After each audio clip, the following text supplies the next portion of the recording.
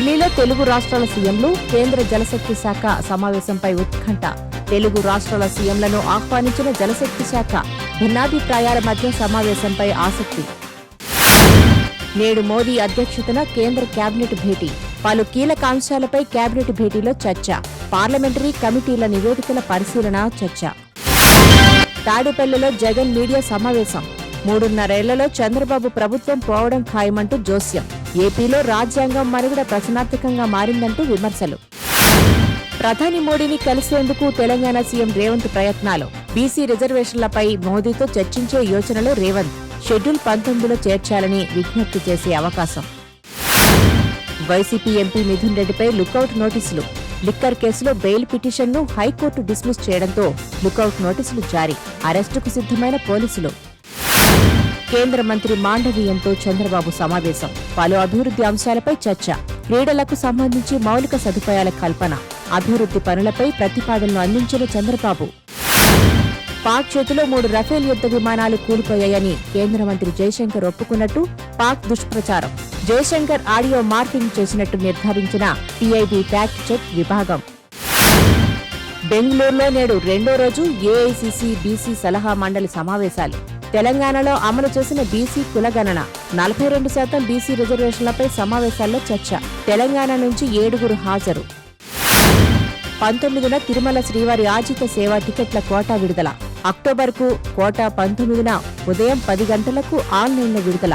21న lucky dip registration చేసుకోవచ్చునన్న TTD. Visakha నుంచి పోర్ట్ బ్లేయర్, ముంబైకి విమాన సర్వీసులు.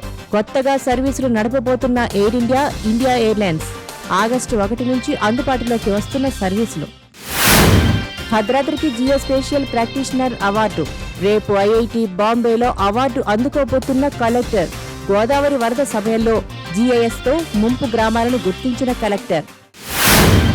ఏపీ సీఎం చంద్రబాబు పర్యటనలకు సిద్ధమైన నంద్యాల. ఆంధ్రనివా నీటిని విడుదల చేయనున్న చంద్రబాబు. నీటి విడుదల తర్వాత రైతులతో సమావేశం. హైకోర్టులో క్రాష్ పిటిషన్ వేసిన మంత్రి ఉత్తమ్.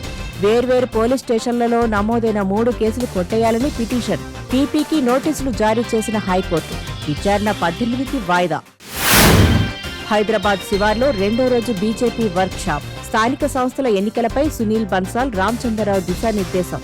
జిల్లా, మండల స్థాయి కమిటీల ఏర్పాటు. రిజర్వ్ స్థానాల్లో అభ్యర్థుల జాబితా తయారీపై చర్చ. నల్లపురెడ్డి ప్రసన్నకుమార్ ముందస్తు బెయిల్ పిటిషన్ మీద విచారణ. మహిళా ఎమ్మెల్యే మీద అనుచిత వ్యాఖ్యలను తప్పుబట్టిన ఏపీ హైకోర్టు. కృష్ణా ట్రిబ్యునల్ గడువు మరో ఏడాది పొడిగింపు. వచ్చే ఏడాది జూలై 31 వరకు పొడిగించిన కేంద్రం. ఈ ఏడాది ఆగస్టు 1తో ముగియనున్న ట్రిబ్యునల్ గడువు. చిన్నారుల ఆధార్ వివరాలపై యుఐడిఏఐ కీలక సూచనలు. 7 ఏళ్లు దాటిన పిల్లల బయోమెట్రిక్ అప్డేట్ చేయకపోతే ఆధార్ డియాక్టివేట్ అవుతుందని, స్కాలర్షిప్ లాంటి పథకాలు రావని హెచ్చరిక. గాలి జనార్దన్ రెడ్డికి కర్ణాటక హైకోర్టు నోటీసు. ఎన్నికలను రద్దు చేయాలని శ్యాంప్రసాద్ పిటిషన్. ఈసీకి సమర్పించిన వివరాలు తప్పంటూ పిటిషన్. గాలి జనార్దన్ సీఈసీ, ఈసీకి హైకోర్టు నోటీసులు. పిడుగుపాటును ముందే తెలుసుకునేలా కొత్త యాప్. దామిని పేరుతో యాప్ను తీసుకొచ్చిన కేంద్ర ప్రభుత్వం. 25 నిమిషాల్లోనే పిడుగుపడే ప్రమాదాన్ని తెలుసుకునే అవకాశం. త్వరలో అమరావతి క్వాంటం వ్యాలీకి పరిశోధనా కేంద్రం. క్వాంటం కంప్యూటర్ ఏర్పాటు చేయనున్న మైక్రోసాఫ్ట్తో ఏపీ అవగాహన ఒప్పందం. ఇప్పటికే ఐబీఎంతో ఒప్పందం. ఈశాన్య బంగాళాఖాతంలో కొనసాగుతున్న ద్రోణి. తెలంగాణకు మరో 2 రోజుల పాటు వర్ష సూచన. తేలికపాటి నుంచి ఒక మోస్తారు వర్షాలు కురిసే అవకాశం. స్ట్రీట్ ఫుడ్ మీద ఆంక్షల పేరుతో సోషల్ మీడియా వార్తలు. సమోసాలు, జిలేబీలు, లడ్డూల వంటి స్ట్రీట్ ఫుడ్స్ పై లేబింగ్లకు సంబంధించి ఎలాంటి ఆదేశాలు ఇవ్వలేదన్న కేంద్ర ఆరోగ్య శాఖ. రాజస్థాన్లో భారీ వర్షాలు. కోట సహా పలు జిల్లాల్లో కుండపోత. 15 జిల్లాలకు భారీ వర్ష సూచన. 5 జిల్లాలకు రెడ్ అలర్ట్. ప్రమాదకరంగా చంబల్ నది ప్రవాహం.